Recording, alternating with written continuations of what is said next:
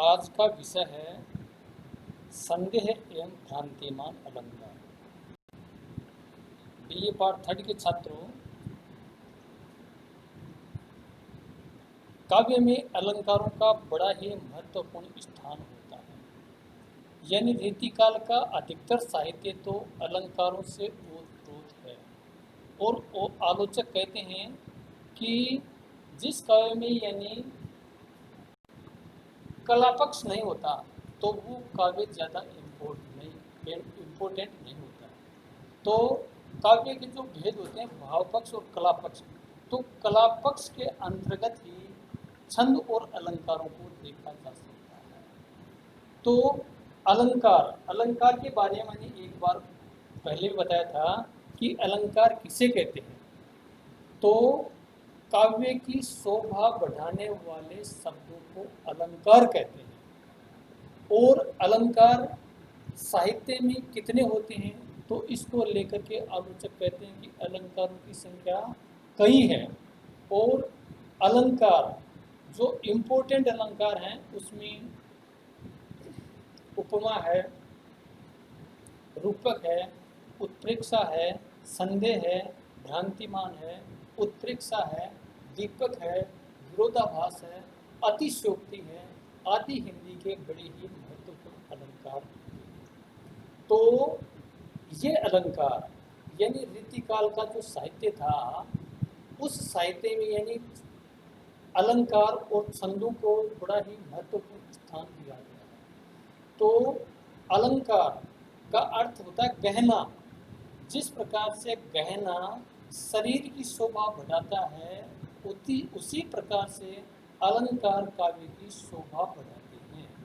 तो कहा भी गया है, भूषण विनून विराजे कविता बनिका मित्र।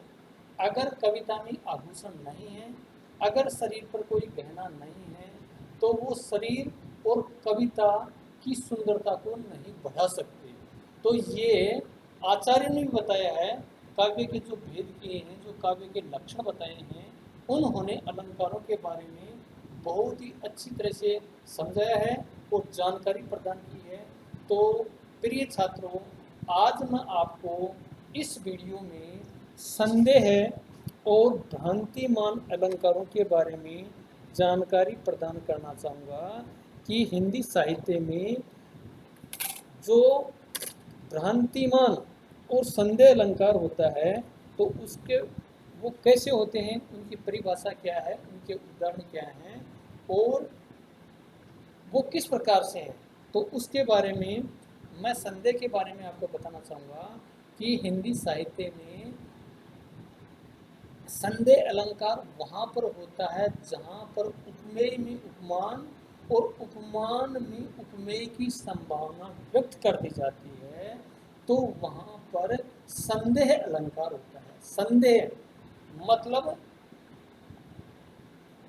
है भी और नहीं भी है, यानी दोनों ही प्रवृत्ति विद्यमान होती हैं, वहाँ पर संदेह अलंकार होता है कि इसमें हो भी सकता है, नहीं भी हो सकता।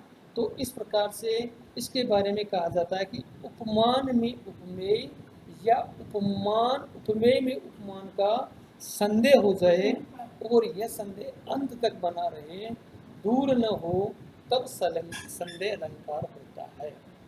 जैसे मुख है या चंद्रमा,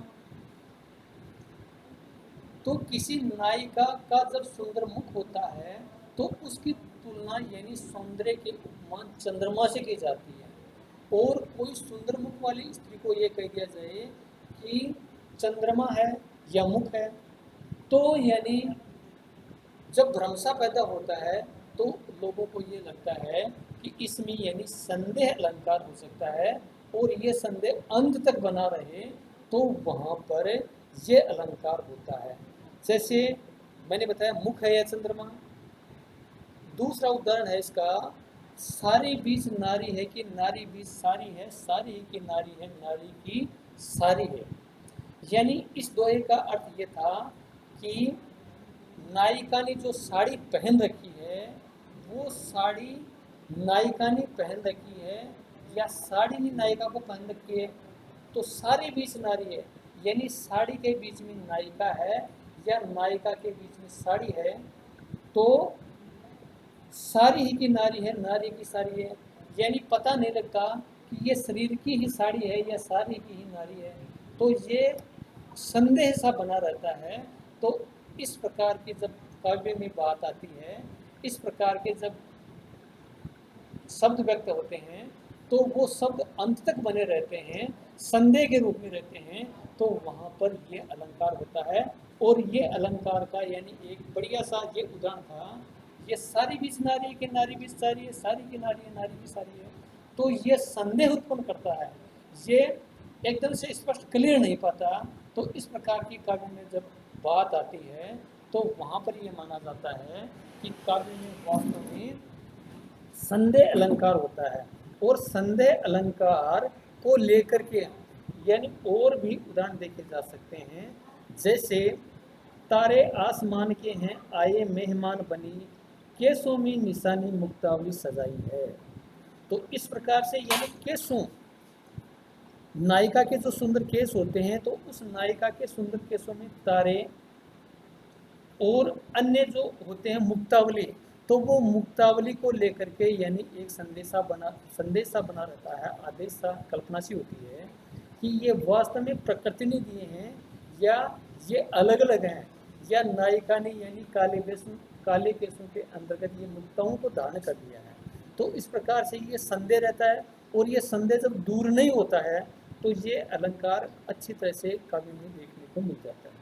दूसरा उदाहरण है, बिखर गए हैं चूर चूर वे के चंद्र किंधु, यहाँ घर घर दीप मालिका सुभई है। यहाँ पर इस दोहे में दीप मालिका में तारों, मुक्तमाला और चंद्रमा की किरणों का संदेह होता है, और यह संदेह अंत तक बना रहता है। तो इस प्रकार से काव्य में संदेह अलंकार होता है। संदेह का मतलब एक संदेह है भी और नहीं भी। तो इस प्रकार की जब स्थिति काव्य में होती है, तो ये काव्य में यानी संदेह अलंकार माना जाता है। तो संदेह के अलावा एक इससे मिलता जुलता काव्य में अलंकार होता है, जिसका नाम है भ्रांतिमान अलंकार। यानी ये भी इससे मिलता जुलता भ्रांति, यानी जब भ्रांति हो जाती है और ये भ्रांति अंत तक बनी रहती है, तो काव्य में ये अलंकार माना जाता है। जैसे भ्रांतिमान के बारे में कहा जाता है कि सादृश्य यानी जब दिखाई स्पष्ट रूप से दिखाई नहीं देता है, उसके कारण उपमेय में उपमान का भ्रम होने से भ्रांतिमान अलंकार होता है। जैसे भ्रांति हो जाती है, यानी ये अलंकार भी संदेह के समान ही होता है। और इसके बारे में भ्रांति का तात्पर्य ये है, एक वस्तु को भ्रम से दूसरी वस्तु समझ लेना। इसमें किसी वस्तु में उसके सदृश से अन्य वस्तु का कवि की प्रतिभा द्वारा स्थापित चमत्कारी भ्रम होता है। इसमें सादृश्य वस्तु के कारण जो वस्तु नहीं है उसका निश्चय सा हो जाता है, अर्थात भ्रमसा हो जाता है। जिस प्रकार से अंधेरे में रास्ते में जाते हुए रस्से में सांप का निश्चय होता है, सांप का निश्चय भ्रांतिमान होता है, ऐसे ही तो वहाँ पर ये अलंकार होता है। यानी सीधा सा अर्थ है कि जब रास्ते में अपन जाते हैं, रात्रि होती है, घनघोर रात्रि होती है, इसमें कुछ दिखाई नहीं देता है, यानी कोई रस्सी पड़ी हुई होती है और हम उसको सर्प का यानी अनुमान लगा देते हैं, तो हम उसे सचेत हो जाते हैं। तो वहाँ पर भ्रांति यानी मन में एक भैसा पैदा हो जाता है कि ये रस्सी है या सांप है। जब इस प्रकार की वार्तालाप का वर्णन होता है काव्य में, तो वहाँ पर यानी भ्रांतिमान अलंकार होता है। भ्रांति यानी एक स्पष्ट रूप से कुछ नहीं कर सकते, तो वहाँ पर यह भ्रांतिमान अलंकार होता है। और इसका एक उदाहरण यूँ भी कह सकते हैं कि बिहारी जो रीतिकाल के कवि हुए हैं, उन्होंने एक दोहा बताया है कि पाँव महावर देन को नायन बैठी आय, पुनि पुनि जानी महावरी एड़ी मिड़त जाए।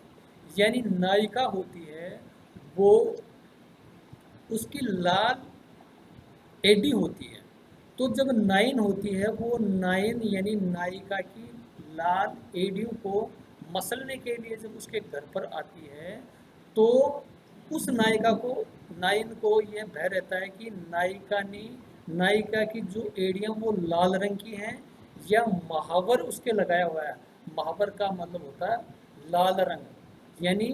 तो उसमें यानी नाइन को ये संदेह रहता है कि भगवान ने यानी नायिका की लाल एडी बनाई है या भगवान ने उसको लाल रंग दिया है या महावर है।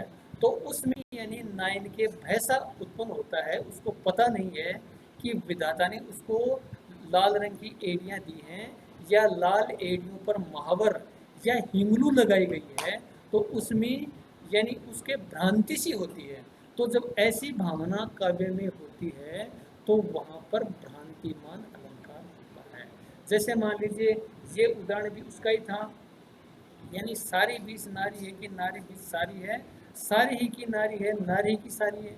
तो उसमें भी यानी भ्रमसा होता है कि ये वास्तव में सही है या नहीं है। और इसी में भी यानी पाँव महावर देन को नाइन बैठी आए, पुनि पुनि जाने महावरी एडी मेरे जाए।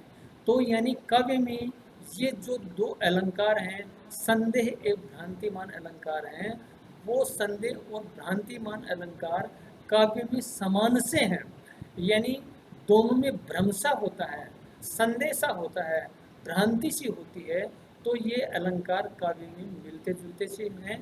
तो ये उपमा जिस प्रकार से यानी उपमा में सा से सी सम समान तुल्य होता था तो उसको यानी याद रख करके यानी हम उपमा अलंकार मान लेते थे। लेकिन संदेह एवं भ्रांतिमान अलंकार में तो ये खुद ही संदेह प्रकट कर देते हैं कि ये बात सही है या गलत है, ये स्पष्ट दिख रहा है नहीं दिख रहा है। तो दोनों यानी ये हिंदी साहित्य में मिलते जुलते से हैं, संदेह एवं भ्रांतिमान अलंकार। तो इन्हीं के कारण कहा जाता है कि ये दोनों अलंकार हिंदी साहित्य में समान से हैं। तो प्रिय छात्रों, अलंकारों में संदेह एवं भ्रांतिमान अलंकार मैंने आपको बताया, आपको समझ में आया होगा।